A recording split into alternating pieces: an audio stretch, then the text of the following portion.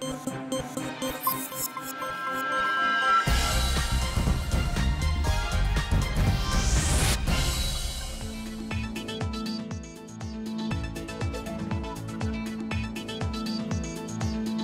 বিরতিহীন সংবাদ রাত ৯টায় বাংলাদেশে। আপনাদের সঙ্গে আছি আমি সুমনা সিং এবং আমি শাফাদ্দিন ফরিদ। শুরুতেই জানিয়ে দেব প্রধান শিরোনামগুলো। ঘূর্ণিঝড় মোখার গতিবেগ ঘন্টায় ১৯০ কিলোমিটার। রাতে অগ্রভাগের প্রভাব পড়বে চট্টগ্রাম বরিশাল বিভাগে।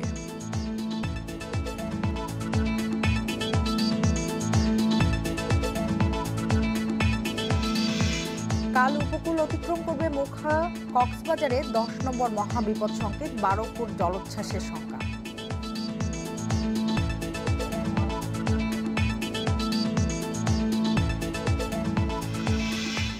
চট্টগ্রাম ও কক্সবাজারে ১৫০০-এর বেশি আশ্রয় কেন্দ্র প্রস্তুত। টেকনাফে সতর্ক ২০০০ স্বেচ্ছাসেবক।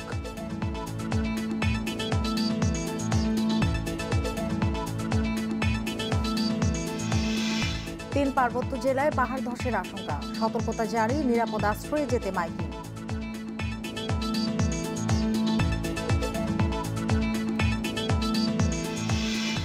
এবং মোখার জন্য ৬ বোর্ডের ১৪ ও ১৫ মের এসএসসি ও সমমানের পরীক্ষা স্থগিত। বন্ধ থাকবে ৪ বিভাগের সব শিক্ষা প্রতিষ্ঠান।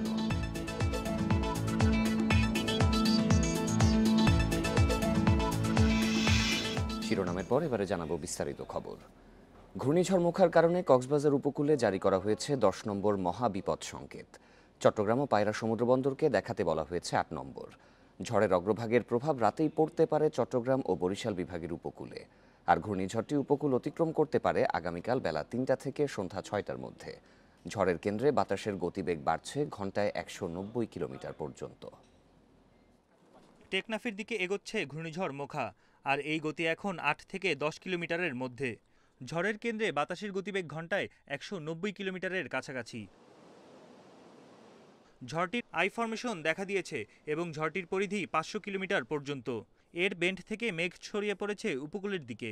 যেহেতু একটা ক্লিয়ার আই ফরমেশন হয়ে গেছে এবং ব্যান্ডগুলি ক্লিয়ার ব্যান্ড ফরমেশন, সেহেতু এখানে উইন্ড স্পিড অত্যধিক বেড়ে গেছে এবং ইসিপি যেটা এস্টিমেটেড সেন্টার প্রেসার সেটা নেমে আসছে ৯৫৫-তে। সেইখান থেকে তার যে মুভমেন্ট এটি টেকনাফ এবং আমাদের যে সেন্ট মার্টিন দ্বীপ তার খুব সন্নিকট দিয়ে এটা অতিক্রম করার সম্ভাবনা রয়েছে।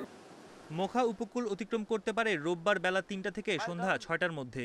এ সময় উপকূলীয় এলাকায় স্বাভাবিক জোয়ারের চেয়ে ১২ ফুট পর্যন্ত জলোচ্ছ্বাস হতে পারে। উপকূলীয় জেলা কক্সবাজার ও চট্টগ্রাম এবং তাদের অদূরবর্তী দ্বীপ ও চরসমূহের নিম্নাঞ্চল স্বাভাবিক জোয়ারের চেয়ে ৮ থেকে ১২ ফুট অধিক উচ্চতায় বায়ুতাড়িত জলোচ্ছ্বাসে প্লাবিত হবে। ঘূর্ণিঝড়ের প্রভাব এটা যখন ল্যান্ড ক্রসিং শুরু করবে তখন থেকে ৪ থেকে ৬ ঘন্টার মধ্যে তার প্রভাব থাকবে, এরপরে এটা আস্তে আস্তে দুর্বল হয়ে যাবে।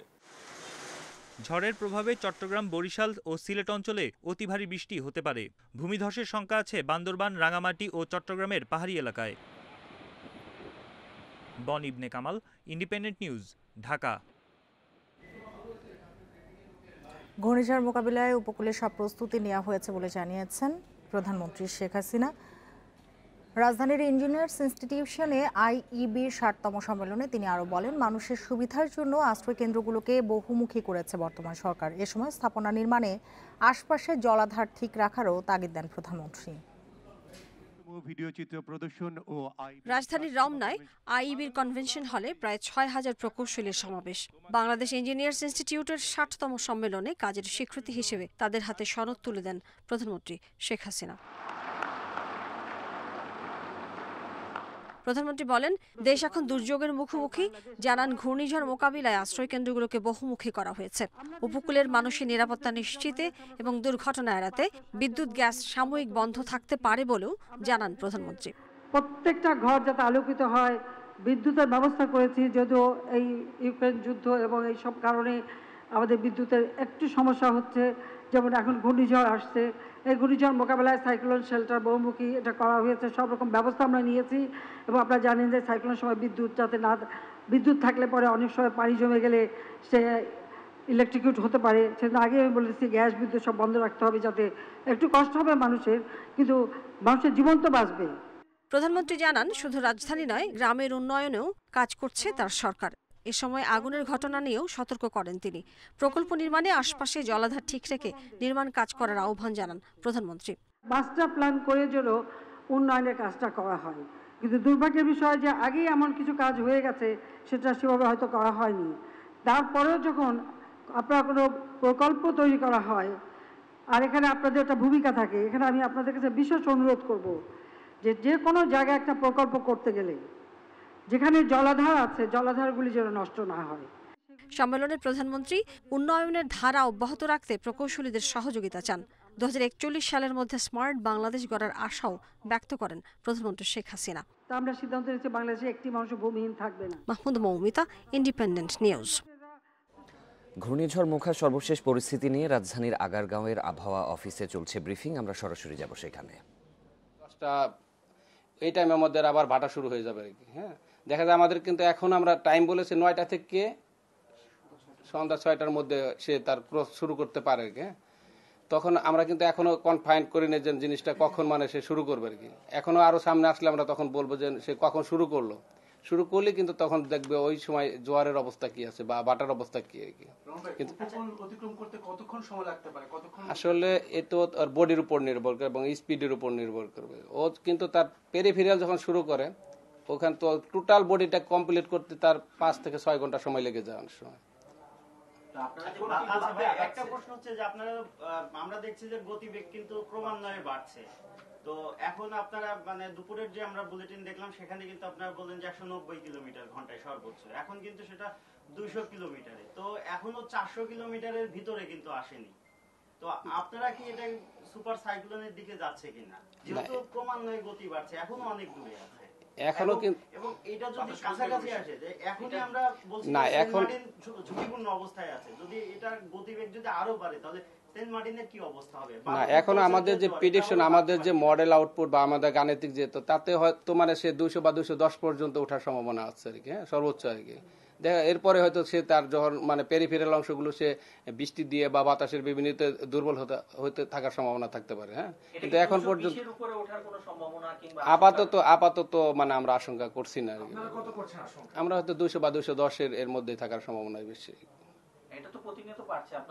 না, প্রতিনিয়ত একটা জিনিসটা এক লেভেলে যাবার তাকে মানে আবার থামার একটা আছে। হ্যাঁ, মানে আমরা আমাদের প্রেডিকশন হয়তো 200 বা 210 পর্যন্ত সর্বোচ্চ সে উঠতে পারে। আসলে মূল আঘাত বলতে কিন্তু তার কেন্দ্র যেটা ঢুকে সেটা আর কি। হ্যাঁ, কিন্তু তার পেরিফেরিয়াল অংশটা কিন্তু আগে থেকে শুরু হয়ে যায় আর কি। তার যে অগ্রবর্তী যে অংশটা, সে অগ্রবর্তী অংশ কিন্তু সে আগে ল্যান্ড ক্রস করতে থাকে, বাই করতে থাকে। আর মূলটা যেতে হয়তো বললাম যে যখন থেকে তার পেরিফেরিয়াল অংশ শুরু হবে, তার থেকে 3 থেকে 4 ঘন্টা লেগে যেতে পারে। এ নির্ভর করবে তার সেই ওর স্পিডটা কত স্পিডে সে আগাচ্ছে আর কি। বাতাসের যে গতিবেগ যেটা দেখা যাচ্ছে, আপনারা এখন পর্যন্ত যে 200 কিলোমিটার বললেন, আপনারা চট্টগ্রাম পায়রা মংলা সমুদ্র বন্দরের ক্ষেত্রে যে আপনাদের যে এখন পর্যন্ত যে বিপদ সংকেত রয়েছে, সেটা বাড়ার সম্ভাবনা রয়েছে কিনা? না, আসলে আমাদের পায়রা এবং চট্টগ্রামকে আমরা কিন্তু 8 নম্বর মহাবিপদ সংকেত দিয়েছি। এখন পর্যন্ত আমরা দিয়েছি 10 নম্বর মহাবিপদ সংকেত দিয়েছি আমরা কক্সবাজারকে। আমাদের এখনো প্রেডিকশন হয়তো কক্সবাজারের আশেপাশ দিয়ে সে তার যে সেন্টার বা তার পেরিফেরাল মানে তার যে মূল বডিটা কক্সবাজার এবং তার সাইড দিয়ে যাওয়ার সম্ভাবনা আছে। সেই সাথে মায়ানমারের যে উত্তর উপকূল, এইখান দিয়ে যাওয়ার সম্ভাবনা। সেই জন্য আমরা কক্সবাজারকে আমরা 10 নম্বর মহাবিপদ সংকেত দিয়েছি। কিন্তু আসলে এই দিকে আসার সম্ভাবনা কম এখন পর্যন্ত যে প্রেডিকশন, সেই জন্য চট্টগ্রাম বা পায়রার দিকে আসার সম্ভাবনা কম। সেই জন্য আমরা সাধারণত 8, 9, 10 কিন্তু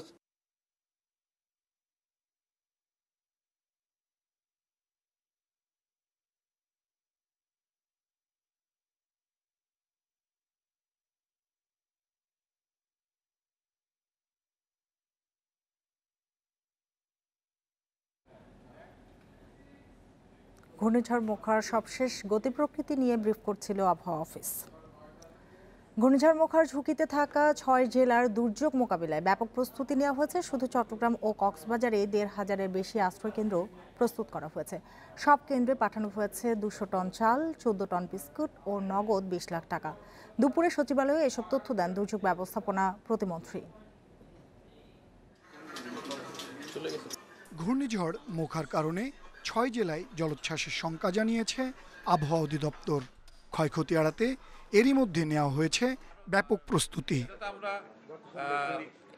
ঘূর্ণিঝড় মোখার সবচেয়ে বেশি ঝুঁকিতে রয়েছে সেন্ট মার্টিন। সেখানকার ৩৭টি আশ্রয় কেন্দ্রে স্থানীয়দের সরিয়ে নেওয়া হচ্ছে। এছাড়া চট্টগ্রাম ও কক্সবাজারের আশ্রয় কেন্দ্রগুলোতে পর্যাপ্ত খাবারের ব্যবস্থা করা হয়েছে। দুর্যোগ মোকাবিলায় স্বেচ্ছাসেবকের পাশাপাশি প্রস্তুত থাকছে কোস্টগার্ড, সেনাবাহিনী, নৌবাহিনী ও পুলিশ। ১৬০৬টি আশ্রয়কেন্দ্র প্রস্তুত করা হয়েছে এবং গত রাত থেকেই সেখানে লোকজনকে সরিয়ে নেওয়া হচ্ছে। ২০০ মেট্রিক টন চাল পাঠানো হয়েছে এবং ২০ লক্ষ টাকা নগদ পাঠানো হয়েছে। একই সাথে খাবার স্যালাইন এবং ওয়াটার পিউরিফিকেশন ট্যাবলেটও পর্যাপ্ত পরিমাণ পাঠানো হয়েছে। ঘূর্ণিঝড়ের প্রভাবে চট্টগ্রামে ভারী বৃষ্টির পূর্বাভাস দেওয়া হয়েছে। এর ফলে রাঙামাটি, বান্দরবান সহ পার্বত্য এলাকায় পাহাড় ধসের শঙ্কা রয়েছে। রোহিঙ্গাদের জন্য RRRCর নেতৃত্বে ৪,৫০০ ভলান্টিয়ার কাজ করছে। সেখানে যেহেতু পাহাড়ের উপরে জলোচ্ছ্বাসের কোনো আশঙ্কা নাই, কিন্তু বৃষ্টিপাতের কারণে সেখানে ভূমিধস হতে পারে। উপকূলীয় এলাকায় দুর্যোগ ব্যবস্থাপনা ও ত্রাণ মন্ত্রণালয়ের সব কর্মকর্তা ও কর্মচারীর ছুটি বাতিল করা হয়েছে। আনোয়ার সাদাত নূর, ইন্ডিপেন্ডেন্ট নিউজ, ঢাকা। অতি প্রবল ঘূর্ণিঝড় মোখার প্রভাব নিয়ে আরও জানাতে সন্দ্বীপ থেকে যোগ দিয়েছেন সহকর্মী আদিলুর রহমান। আদিলুর রহমান, একটু আবহাওয়া পরিস্থিতি জানতে চাই, কোনো পরিবর্তন অনুভূত হচ্ছে কিনা আবহাওয়ার?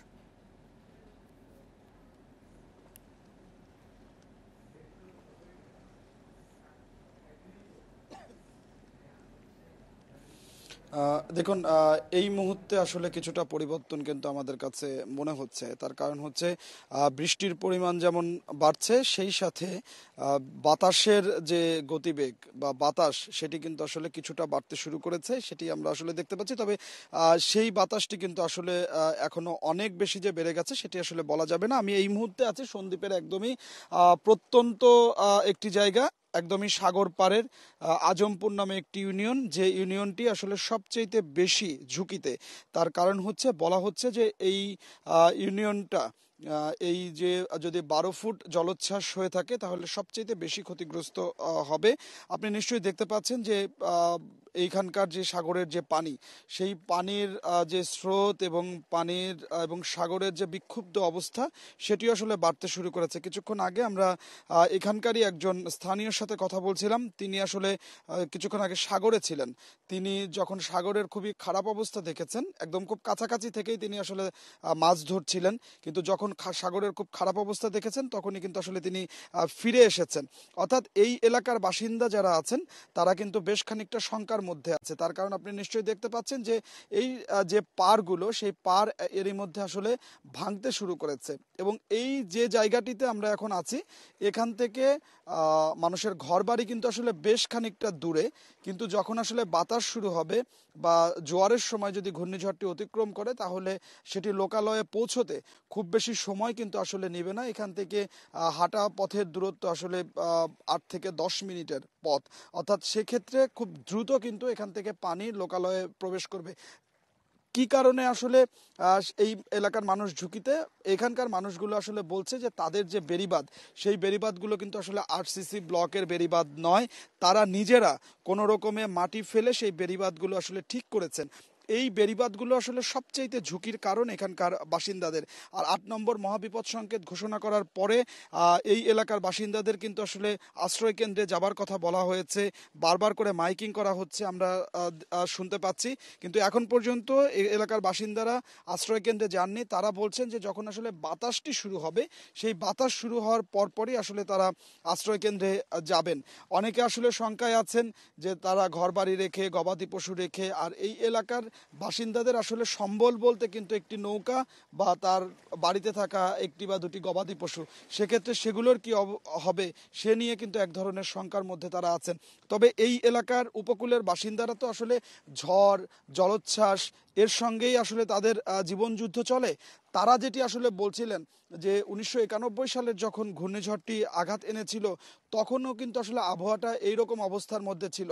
অর্থাৎ আমরা যদি চিত্রাঙের কথা ধরি, চিত্রাং যখন আঘাত এনেছিল তার আগে একদিন বা দুদিন আগে কিন্তু আসলে ভারী বৃষ্টি হয়েছিল, অনেক বেশি বৃষ্টি হয়েছিল, সঙ্গে বাতাস ছিল। কিন্তু এবার ঘূর্ণিঝড় মোখা অনেকটাই কিন্তু আসলে উপকূলের দিকে ধেয়ে আসছে, অর্থাৎ চট্টগ্রাম সমুদ্র বন্দর থেকে 600 কিলোমিটার বা কক্সবাজার সমুদ্র বন্দর থেকে 525 কিলোমিটার। কিন্তু তারপরেও এখানে কিন্তু আসলে সেই ধরনের যে বৃষ্টি, সেই বৃষ্টি হচ্ছে না। যত বেশি বৃষ্টি হবে এই ঘূর্ণিঝড়টি উপকূলে আসতে আসতে কিন্তু অনেকটা দুর্বল হয়ে যাবে। তো সেই আবহাওয়া যে পরিস্থিতিটা, সেই পরিস্থিতিটা আমরা আসলে দেখতে পাচ্ছি না। গুড়ি গুড়ি বৃষ্টি হচ্ছে এবং বাতাসের যে গতিবেগ সেটিও কিন্তু আসলে অনেক বেশি নয়। তবে সারাদিনের যে গুমোট আবহাওয়াটা ছিল সেই গুমোট আবহাওয়াটা কিছুটা আসলে কাটতে শুরু করেছে। আপনাকে বলে রাখি যে এই সন্দ্বীপের বিশেষ করে 4টি ইউনিয়নের 1 লাখের বেশি মানুষ সরাসরি ঘূর্ণিঝড়ের ঝুঁকিতে আছে, জলোচ্ছ্বাসের ঝুঁকিতে আছে। এই 1 লাখের মানুষের জন্য 162টি আশ্রয় কেন্দ্র এবং 4টি মুজিব কিল্লা প্রস্তুত রাখা হয়েছে। প্রশাসনের পক্ষ থেকে বলা হচ্ছে যে তাদের জন্য পর্যাপ্ত খাবার ব্যবস্থা আছে, তারা যেন খুব দ্রুত আশ্রয় কেন্দ্রগুলোতে আসলে চলে যায়, তাদের গবাদি পশু রাখারও ব্যবস্থা আছে। তো আমার কাছে সন্দ্বীপ থেকে এটি ছিল এখনকার সবশেষ খবর। আদিলুর রহমান, আপনাকে অনেক ধন্যবাদ। সাগর বিক্ষুব্ধ থাকায় সেন্ট মার্টিন থেকে আর কাউকে সরিয়ে আনার সুযোগ নেই বলে জানিয়েছে উপজেলা প্রশাসন। সেখানকার 37টি আশ্রয় কেন্দ্রে আশ্রয় নিতে পারবেন প্রায় 7,000 মানুষ। এরই মধ্যে টেকনাফে নিজস্ব ব্যবস্থাপনায় হোটেল মোটেল ও আত্মীয়দের বাড়িতে উঠেছেন 1,500 মানুষ। আশ্রয় কেন্দ্রে 7 থেকে 10 দিনের খাবারের ব্যবস্থা করা হয়েছে। চট্টগ্রাম কক্সবাজার উপকূলের দিকে প্রচন্ড গতিতে ধেয়ে আসছে অতি প্রবল ঘূর্ণিঝড় মোখা। কক্সবাজারে 10 নম্বর এবং 2টি সমুদ্র বন্দরে জারি করা হয়েছে 8 নম্বর মহাবিপদ সংকেত। ঘূর্ণিঝড়ে জানমালের ক্ষতিরোধে অগ্রাধিকার ভিত্তিতে ঝুঁকিপূর্ণ এলাকার মানুষকে নেওয়া হয়েছে আশ্রয় কেন্দ্রে। উপকূলীয় জেলায় চলছে সতর্কতামূলক মাইকিং।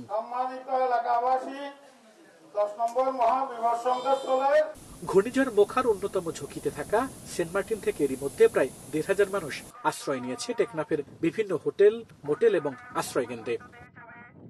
এদিকে টেকনাফের বাসিন্দাদের জন্য প্রস্তুত রয়েছে 64টি আশ্রয় কেন্দ্র। সেখানে আশ্রয় নিয়েছেন অনেকেই।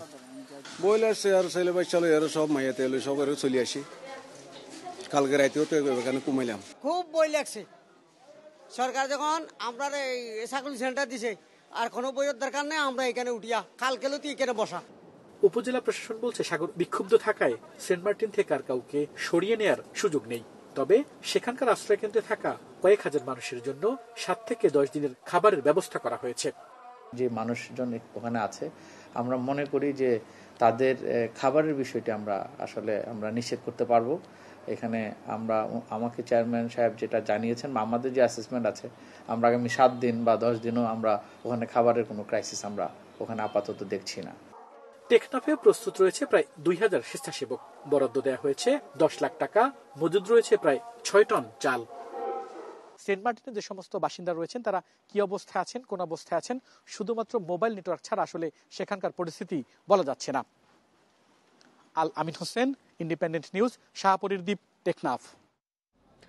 অতিপ্রবল ঘূর্ণিঝড় মোখার প্রভাব নিয়ে আরও জানাতে এবার হাতিয়া থেকে যোগ দিচ্ছেন সহকর্মী শাহরিয়ার অনির্বাণ।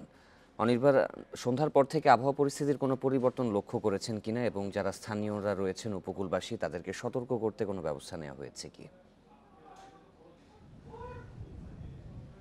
দেখুন, সন্ধ্যার পরে হাতিয়ার আবহাওয়া পরিস্থিতি বেশ পরিবর্তন হয়েছে। আমরা দেখেছি যে গুড়ি গুড়ি বৃষ্টি শুরু হয়েছে এবং সারাদিনে যে ভ্যাপসা ভাব, সে ভ্যাপসা ভাবটা কেটে যাওয়ার পর এই কিছুটা স্বস্তি এসেছে, ঝোড়ো বাতাস বইছে। আমরা এখন আছি নলছিড়া যে লঞ্চ ঘাটটি, সেই লঞ্চ ঘাটে। এবং এখানে যদি আপনাকে বলি যে এই ফেরি ঘাটটি একটা সময় খুব বড় জৌলুসারা ছিল, এখন ভাঙতে ভাঙতে এখন অবশিষ্টাংশ যেটি রয়েছে এখান থেকে মূলত ট্রলার যাতায়াত করে হাতিয়াতে। তো এই মেঘনা পাড়, একেবারে মেঘনা পাড়ে এখন চলছে ভাটার সময়। আমরা সন্ধ্যা থেকে আজকে ভাটা শুরু হয়েছিল, এই 8:30টার দিকে ভাটা, 9টার পর ভাটা শুরু হয়েছে। তো যেহেতু ভাটার সময় এবং একেবারে মরা কাটালের সময় এই ঘূর্ণিঝড়টি আসছে। নবমীর পার হয়ে প্রায় একাদশীর কাছাকাছি আছে অমাবস্যা, তো যার কারণে আমরা যেটা আবহাওয়া বিজ্ঞানের ভাষায় যেটা বলে থাকে যে এই সময়টায় বাতাসের বেশ রকমের নানান রকমের তোড় থাকে, যার কারণে সামুদ্রিক বা নদীর বাতাসের সেই গতির সাথে যায় বলে পানির উচ্চতাটাও বেড়ে যায়। এই তারতম্যটার কারণে কিন্তু এই উপকূলের এলাকায় জলোচ্ছ্বাস এবং পানির স্বাভাবিকের থেকেও প্রায় 7-8 ফিট উপরে বেশি চলে আসে। আবহাওয়া অফিসের যে তথ্য, সেই তথ্য অনুযায়ী যেটা বলছে যে স্বাভাবিকের থেকে এই চট্টগ্রাম নোয়াখালীর যে এলাকা উপকূলীয় এলাকা রয়েছে সেখানে প্রায় 7 থেকে 8 ফিট উচ্চতায় পানি প্লাবিত হতে পারে। তো এখন পর্যন্ত আমরা সন্ধ্যা থেকে যেটা দেখেছি যে জোয়ার গেল, সেই জোয়ারে পানি বেশ উপরে উঠেছিল এবং উত্তাল ছিল মেঘনা। এখন ভাটা চলছে, তারপরেও বেশ উত্তাল রয়েছে। এই ঘাটের পাশে যেসব ব্যস্ত, একেবারে সারা রাতই ব্যস্ত থাকে এই জায়গাটি। কিছুক্ষণ আগে প্রশাসনের লোকজনরা এসেছিলেন, তারা সবাইকে নিরাপদে সরে যেতে বলেছেন। তবে এখানকার প্রায় 11টি ইউনিয়নের মধ্যে 3টি ইউনিয়ন সব থেকে বেশি ঝুঁকিতে রয়েছে, শুকচর, চরেশ্বর এবং নলছিরা। তো এই ইউনিয়নগুলোতে যারা উপকূলে রয়েছে, একেবারে মেঘনার পাড়ে যারা রয়েছেন, তারা কিন্তু এখনো বাড়ি ছাড়েননি, কারণ ভারী বৃষ্টি না আসলে পরে আসলে এলাকার লোকজনও এই নিজের বাড়ি এবং সহায় সম্পত্তি ছেড়ে এই আশ্রয়কেন্দ্রে যেতে চান না। আর এদের জন্য, অর্থাৎ এই বিপর্যস্ত মানুষদের জন্য কিন্তু এখানকার স্থানীয় প্রশাসন এবং জনপ্রতিনিধি যারা রয়েছেন, তারা স্থানীয় যেসব আশ্রয়কেন্দ্র রয়েছে প্রায় 242টি আশ্রয়কেন্দ্র, সেই 242টি আশ্রয়কেন্দ্রের মধ্যে তাদের জন্য এই ঝড়ের এই সময়টা যেন তারা আশ্রয় নিতে পারে সেই ব্যবস্থা রাখা হয়েছে। রাতে বিদ্যুৎ চলে গেলে পারে সেখানে জন্য মোমবাতি এবং পাশাপাশি শুকনা খাবারের ব্যবস্থা তারা করেছে। তবে বৃষ্টিটা আগামীকাল সকাল থেকে খুব সম্ভবত আবহাওয়া অফিসের হিসাব অনুযায়ী সকাল থেকে ভারী বৃষ্টি হতে পারে। ভারী বৃষ্টি আসলে পরে হয়তোবা সাধারণ মানুষ সেখান থেকে সরবে, কিন্তু তার আগে এই হাতিয়াবাসীকে নিজের ঘর ছেড়ে পর্যন্ত, অর্থাৎ আশ্রয় কেন্দ্র পর্যন্ত নিয়ে আসাটা একটু দুষ্কর হয়ে যাচ্ছে। আপনাকে বলি, বাতাস যেহেতু 200 কিলোমিটারের উপরে যাচ্ছে, এখনো ভারী বৃষ্টি হয়নি। আমাদের সহকর্মী আদিলুর যেটা বললেন, স্বাভাবিক যে চরিত্র, সে চরিত্র থেকে কিন্তু অনেকখানি এবার বিচ্ছিন্ন বলা যায়। এই পরিস্থিতি যদি কালকে সকাল পর্যন্ত থাকে, এরকম বৃষ্টি যদি ভারী বৃষ্টি না হয়, তাহলে কিন্তু ঘূর্ণিঝড় মোখার চরিত্রটা অনেক বেশি বিপর্যয় করার একটা লক্ষণ বলা যায়। তবে সবকিছুই এখন পরিস্থিতির উপর নির্ভর করছে। সাধারণ মানুষ জানছেন, তারা অনেকে অপেক্ষা করছেন ঝড় আসলে পরে বা ভারী বৃষ্টি আসলে পরে তারা নিরাপদে ফিরবেন। এর বাইরে পুরো এলাকা বলা যায় যে একেবারে শান্ত হয়ে আছে এবং যেসব বাজার এবং যেসব ট্রলার ঘাট রয়েছিল, সেই ট্রলার ঘাটগুলো এখন একেবারে বন্ধ করে দেওয়া হয়েছে। এই ছিল আমার কাছে সর্বশেষ। হাতিয়া থেকে ঘূর্ণিঝড় মোখার প্রভাবের বিষয়ে জানাচ্ছিলেন সহকর্মী শাহরিয়ার অনির্বাণ। ঘূর্ণিঝড় মোখার প্রভাবে 3 পার্বত্য জেলায় পাহাড় ধসের আশঙ্কা জানিয়ে সতর্কতা জারি করেছে প্রশাসন। ঝুঁকিতে থাকা বাসিন্দাদের নিরাপদ আশ্রয়ে যেতে মাইকিং করা হচ্ছে। এদিকে কাপ্তাই হ্রদে সব ধরনের নৌযান চলাচল বন্ধ রাখার নির্দেশ দেওয়া হয়েছে। বঙ্গোপসাগরে সৃষ্ট অতি প্রবল ঘূর্ণিঝড় মোখার প্রভাবে পাহাড়ে ভূমিধসের আশঙ্কা আবহাওয়া অধিদপ্তরের। রাঙামাটি, খাগড়াছড়ি ও বান্দরবানে পাহাড়ের ঢালের বাসিন্দাদের আশ্রয় কেন্দ্রে যাওয়ার নির্দেশ দিয়েছে জেলা প্রশাসন। শনিবার বিকেল থেকে রাঙামাটিতে চলছে সতর্কতামূলক মাইকিং। ম্যাজিস্ট্রেট ওইখান থেকে ওনারা মাইকিং করছে, যদি কোনো হতাহতের আশঙ্কা দেখি আমরা আশ্রয়কেন্দ্রে যাওয়ার জন্য বলছে, আমরা আশ্রয়কেন্দ্রে চলে যাব। ডিসি সাহেব আসছে, আইসা অনুরোধ করলো আমাদেরকে আশ্রয়কেন্দ্রে যাওয়ার জন্য, আমরা ওইভাবে প্রস্তুত হচ্ছি। রাঙামাটির 22টি সরকারি প্রতিষ্ঠানের ভবন অস্থায়ী আশ্রয় কেন্দ্র ঘোষণা করেছে প্রশাসন। আবহাওয়া অফিস থেকে আমাদেরকে জানানো হয়েছে যে মোখার প্রভাবে অতি বর্ষণজনিত ভূমিধসের একটা আশঙ্কা রয়েছে। ওয়ার্ডে আমাদের আলাদা আলাদা আশ্রয়কেন্দ্র আমাদের প্রস্তুত করা হয়েছে। আমাদের অফিসাররা যে আশ্রয়কেন্দ্রগুলি ভিজিট করেছে। কেউ আশ্রয় কেন্দ্রে যেতে না চাইলে তাদের বাধ্য করা হবে বলে জানিয়েছে পুলিশ। জীবনের মূল্য সব থেকে বেশি। আমরা আপনাকে বারবার বলেছি, আমরা নারী শিশুদেরকে বলেছি যে প্রথমে তাদেরকে ইভাকুয়েট করার জন্য, তারপরে পর্যায়ক্রমে পুরুষরাও সেই আমাদের নিরাপদ আশ্রয় কেন্দ্রগুলোতে তাদেরকে আমরা পাঠাবো। এদিকে ভূমিধসের আশঙ্কায় খাগড়াছড়ির বিভিন্ন পাহাড়ে ঝুঁকিতে থাকা লোকজনকে নিরাপদ স্থানে সরিয়ে নিতে শুরু করেছে প্রশাসন। তাদের জন্য মজুত করা হয়েছে পর্যাপ্ত ত্রাণ সামগ্রী। দুর্যোগ মোকাবেলায় প্রস্তুত থাকার কথা জানিয়েছে fire service. Tania Nasrin, independent news. ঘূর্ণিঝড় মোখার কারণে তরলীকৃত প্রাকৃতিক গ্যাস এলএনজি সরবরাহ বন্ধ রয়েছে। এতে ব্যাহত হচ্ছে গ্যাস সরবরাহ, যে কারণে কমেছে বিদ্যুৎ উৎপাদন। ফলে দেখা দিয়েছে লোডশেডিং। এতে নাকাল রাজধানী সহ সারা দেশের মানুষ। প্রতিমন্ত্রী জানান, মহেশখালীতে ভাসমান টার্মিনাল সরিয়ে নেয়ায় গ্যাস সরবরাহ কমেছে। স্বাভাবিক হতে 3 থেকে 4 দিন লাগবে। রাজধানীর শান্তিনগর এলাকার বাসিন্দা রুমানা। দিনে 5 ঘন্টা গ্যাস না থাকা তার কাছে খুবই স্বাভাবিক, কিন্তু শনিবার সেটা 8 ঘন্টায় দাঁড়িয়েছে। ফলে সংকট বেড়েছে আরও বেশি। তো দেখলাম যে সকালের থেকে এই পর্যন্ত এখনো নাই আর কি গ্যাস। এটা প্রতিনিয়তই হচ্ছে এরকম। পুরো রাজধানীতেই গ্যাস সংকট তীব্র হয়েছে। কেউ কেউ মাটির চুলায় রান্না করতেও বাধ্য হয়েছেন। যখন গ্যাস চলে যায় তখন আমরা রান্না করি, যে মাটির চুলায় এসে আমি আর মামা রান্না করি। আর রোজার সময় অনেক ঝামেলা হয়েছিল। গ্যাস সংকটের সাথে 2 দিন ধরে যুক্ত হয়েছে লোডশেডিং। দিনে 4 থেকে 5 ঘন্টা বিদ্যুৎ থাকছে না বলে অভিযোগ রাজধানীবাসীর। 4-5 বারের মতো পর্যন্ত বিদ্যুৎ নাই। এখন আমাদের আইপিএস এর কারণে মোটামুটি সাপোর্ট পাচ্ছি, তারপরেও কিছুক্ষণ পরে এটার ব্যাকআপও চলে যাচ্ছে, অলরেডি চলে গেছে। রাতে 2-3 বার কারেন্ট চলে গেল, সকাল থেকে 2 বার কারেন্ট চলে গেছে। বিদ্যুৎ ও জ্বালানি প্রতিমন্ত্রী জানান, ঘূর্ণিঝড় মোখার ক্ষতি থেকে রক্ষা পেতে মহেশখালীর ভাসমান এলএনজি টার্মিনাল গভীর সমুদ্রে নিয়ে যাওয়া হয়েছে। এ কারণে দিনে 60 কোটি ঘনফুট গ্যাস সরবরাহ কমেছে। ফলে বিদ্যুৎ উৎপাদন কমেছে 3500 মেগাওয়াট। এই পরিস্থিতি স্বাভাবিক হতে 3-4 দিন লাগবে। এই মোখার কারণে আমাদের কিন্তু বিরাটভাবে ওইখানে বিশেষ করে গ্যাস সাপ্লাই, বিদ্যুতের ক্ষেত্রে, কারণ গ্যাস দিয়ে বিদ্যুৎ পাওয়ার প্ল্যান্টগুলি চলতো, সেগুলো আমাদের বন্ধ করতে হয়েছে। মেঘনাঘাট থেকে আরম্ভ করে কুমিল্লা এবং চিটাগাংয়ে যে পাওয়ার প্ল্যান্টগুলো ছিল সেগুলো সবগুলো বন্ধ করতে হয়েছে। গত রাত থেকে আমরা বিভিন্ন মিডিয়ার মাধ্যমে সকলকে জানানোর চেষ্টা করছি যে আপনারা সেভাবে প্রস্তুত নেন। এটা রিকভার করতে, এই যে আমরা বন্ধ করে দিলাম এবং তারা পাইপ থেকে সরে যাচ্ছে, এইটা রিকভার করতে কিন্তু 4 থেকে 5 দিন আরও সময় লাগবে। কর্মকর্তারা জানান, মোখার আঘাত ভয়াবহ হলে গ্যাস ও বিদ্যুৎ নিয়ে দুর্ভোগ বাড়তে পারে। Afsana Farzajui, independent news, Dhaka. ঘূর্ণিঝড় মোখার কারণে 6 শিক্ষা বোর্ডের রবি ও সোমবারের এসএসসি ও সমমানের পরীক্ষা স্থগিত করা হয়েছে। শিক্ষা বোর্ডগুলো হলো যশোর, কুমিল্লা, চট্টগ্রাম, বরিশাল এবং মাদ্রাসা ও কারিগরি। তবে অন্য শিক্ষা বোর্ডের পরীক্ষা যথারীতি অনুষ্ঠিত হবে। স্থগিত হওয়া পরীক্ষার তারিখ পরে জানিয়ে দেওয়া হবে।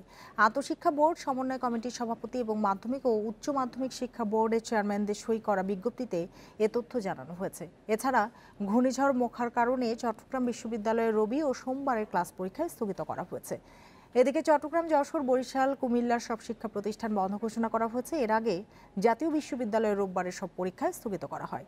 এদিকে উপকূলীয় এলাকায় স্থানীয় প্রশাসনের সঙ্গে আলোচনা করে প্রাথমিক বিদ্যালয় বন্ধ রাখার বিষয়ে সিদ্ধান্ত নিতে পরামর্শ দিয়েছে প্রাথমিক শিক্ষা অধিদপ্তর।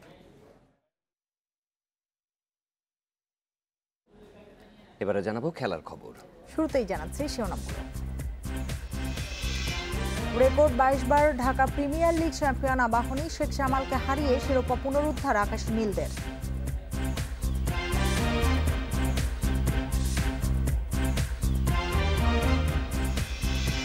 সাব চ্যাম্পিয়নশিপের জন্য বাংলাদেশের প্রাথমিক দল ঘোষণা, নতুন মুখ 2 জন, ফিরেছেন 7 জন, পারফরমারদের ওপর ভরসা হেড কোচের।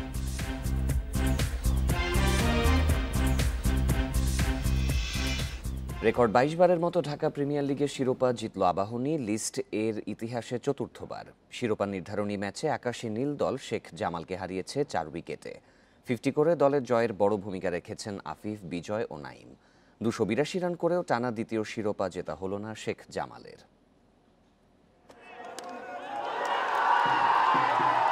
সাফল্যের পথে যত কষ্ট, আনন্দের মাত্রা নাকি তত বেশি। লিগের শেষ দিন, শেষ ম্যাচ, শেষ ওভারে নিশ্চিত হয়েছে শিরোপা। আবাহনীর উদযাপনে সে কথার যেন প্রমাণ পাওয়া গেল আরও একবার। এক মৌসুম পর আবারও প্রিমিয়ার লিগের সেরা আকাশে নীল। বাংলাদেশ ইতিহাসে সর্বোচ্চ 22 বার। মুদ্রার উল্টো পিঠে সোহানদের কষ্ট, টানা দ্বিতীয় শিরোপা জিততে না পারার হতাশা। শিরোপা নিশ্চিতের ম্যাচে শেখ জামালের শুরুটা বিপর্যয় দিয়ে হলেও অধিনায়ক সোহান দুর্বার অপ্রতিরোধ্য। 70 বলে তার অপরাজিত 89 আর টাইবুরের 50-তে 282 রানের সংগ্রহ পায় শেখ জামাল। বড় রানের পেছনে ছুটে আবাহনীর শুরুটা দুর্দান্ত। 2 ওপেনারের ব্যাটে 50, বিজয় নাইম জুটিতে 145 রান। 50 করার পর দ্রুত বিজয়, নাইম ও জয় ফিরলে কিছুটা আশা জাগে সোহানের দলের। সেখান থেকে আফিফের 53 বলে অপরাজিত 60 রানের ইনিংসে শিরোপা ঘরে ফেরালো আবাহনী। এবং ফুল ক্রেডিট টু দ্য প্লেয়ার্স। এবং একটা দল হিসেবে যেটা আপনি বলেন, একটা দল হিসেবে আমরা খেলতে পারি, ছেলেরা ওয়াজ আউটস্ট্যান্ডিং। মানে আমরা বেশ কিছু ন্যাশনাল কালারদেরকে মিস করেছি। সো এই টুর্নামেন্টে চ্যাম্পিয়ন হওয়া অনেক বড় একটা ব্যাপার আমি মনে করি, এবং সেটার জন্য লাকও ফেভার করতে হয়। শুরু থেকে আমরা যেভাবে খেলতেছিলাম আমি মনে করি যে সেটা পুরোপুরি টিম এফোর্টের কারণে আমরা চ্যাম্পিয়ন হতে পারি। যে প্রেসার সিচুয়েশনে ব্যাটিং করেছি, আসলে চ্যাম্পিয়ন হতে হলে এরকম প্রেসার সিচুয়েশনে সব ব্যাটসম্যানদেরই ব্যাটিং করতে হবে। সো সেই জিনিসটা এনজয় করার চেষ্টা করেছি। দলীয় সমন্বয়ে পাওয়া এই সাফল্য আগামীতেও ধরে রাখতে চান সফল coach Khaled Mahmud Sujan. Mazharul Islam, independent news. সাফ চ্যাম্পিয়নশিপের জন্য ৩৫ সদস্যের প্রাথমিক দল ঘোষণা করেছে বাফুফে। দলে ফিরেছেন 7 জন, আর প্রথমবার ডাক পেলেন 2 জন। ন্যাশনাল কমিটির সভায় চূড়ান্ত করা হয়েছে সাফের জন্য বাংলাদেশ দলের ম্যানেজার ও সহকারী কোচিং স্টাফ। দরজায় করা নাড়ছে সাফ চ্যাম্পিয়নশিপ। 21 জুন থেকে ভারতের ব্যাঙ্গালোরে শুরু হবে পরের আসর, আর দেশের মাটিতে বাংলাদেশ ক্যাম্প শুরু করবে 4 জুন থেকে। এর আগে 35 সদস্যের প্রাথমিক দল ঘোষণা করা হয়েছে। সাফে ভাগ্য বদলাতে পারফর্মারদের দলে ডেকেছে কোচ। সিসেলসের বিপক্ষে খেলা সবাইকে রাখা হয়েছে। স্কোয়াডে 2 নতুন মুখ, ফর্টিসের ফরোয়ার্ড রফিকুল ইসলাম ও মোহামেডানের ডিফেন্ডার মুরাদ হোসেন। এছাড়া বসুন্ধরার লেফট ব্যাক ইয়াসিন আরাফাত, আবাহনীর মিডফিল্ডার মোহাম্মদ হৃদয় ও মোহামেডানের ডিফেন্ডার মেহেদী হাসান মিঠু সহ ফিরেছেন 7 জন। অতিথি হিসেবে কুয়েত ও লেবাননের মতো দল আসায় এবারের চ্যালেঞ্জটা আরও কঠিন। তবে নতুনদের উপর ভরসা রাখছেন কাবরেরা। সাবিনাদের থেকে নিচ্ছেন উৎসাহ। বাংলাদেশ নারী দলের সাব জয়কে আমরা অনুপ্রেরণা হিসেবে নিচ্ছি। এটা আমি চাপ মনে করি না। এশিয়ার বাইরের 2 দল থাকায় আমাদের জন্য চ্যালেঞ্জ বেড়েছে, তবে আশা করি শিষ্যরা আমাকে হতাশ করবে না। প্রাথমিক দল ঘোষণার দিন সাফের জন্য সাবেক ফুটবলার আমির খানকে জাতীয় দলের ম্যানেজার হিসেবে চূড়ান্ত করা হয়েছে। এছাড়া কাবরেরা সহকারী হিসেবে মার্চ উইন্ডোতে কাজ করা কোচদেরই রাখা হয়েছে। পিয়াস সাহা, ইন্ডিপেন্ডেন্ট নিউজ, ঢাকা। আর এই ছিল খেলার খবর। এবারে ভিন্ন প্রসঙ্গ।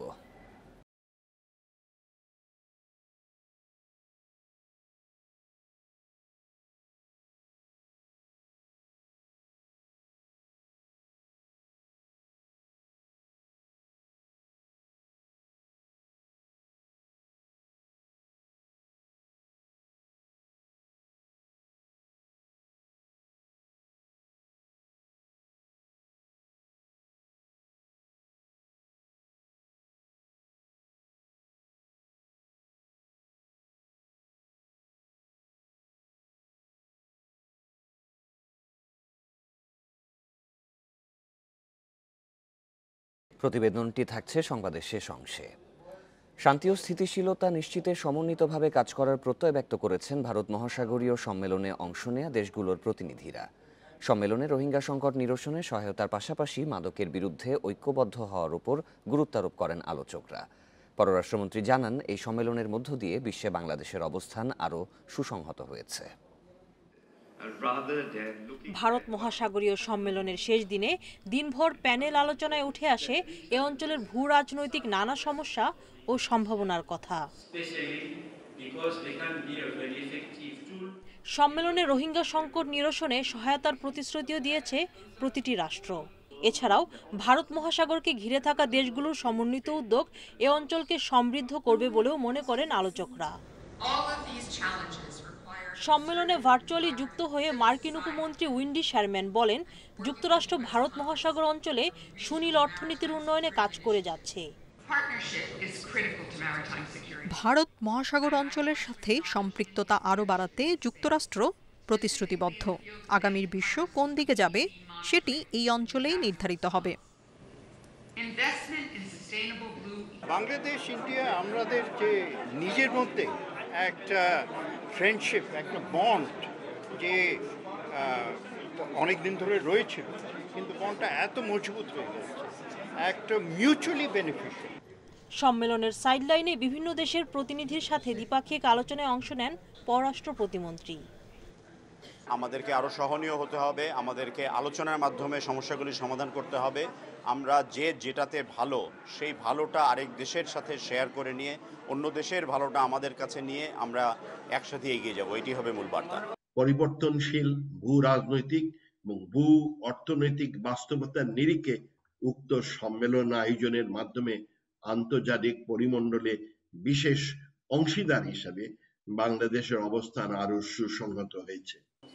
আলোচকদের মতে যেসব দেশ মাদক ও অস্ত্র ছড়িয়ে দিচ্ছে তাদের বিরুদ্ধে ঐক্যবদ্ধ হতে হবে, পাশাপাশি গুরুত্ব দিতে হবে নিরাপত্তার বিষয়টিও। সুলতানা জাহান মিতু, ইন্ডিপেন্ডেন্ট নিউজ, ঢাকা। আন্দোলন করে সরকার হটানোর দুঃস্বপ্ন দেখলেও বিএনপির সেই ক্ষমতা নেই বলে মন্তব্য করেছেন আওয়ামী লীগের সাধারণ সম্পাদক ওবায়দুল কাদের। শনিবার মিরপুরে এক সমাবেশে তিনি হুঁশিয়ার করে বলেন, কেউ নির্বাচন রুখে দিতে চাইলে তা মোকাবিলায় প্রস্তুত রয়েছে আওয়ামী লীগ। বিএনপির বড় কর্মসূচির দিনে প্রতিবাদ সভা বা শান্তি সমাবেশ করে আসছে আওয়ামী লীগ। এর অংশ হিসেবে শনিবার মিরপুর শহীদ বুদ্ধিজীবী কবরস্থান চত্বরে প্রতিবাদ সভা করে ঢাকা মহানগর উত্তর আওয়ামী লীগ। এতে বিভিন্ন ওয়ার্ড থানার নেতাকর্মীরা যোগ দেন।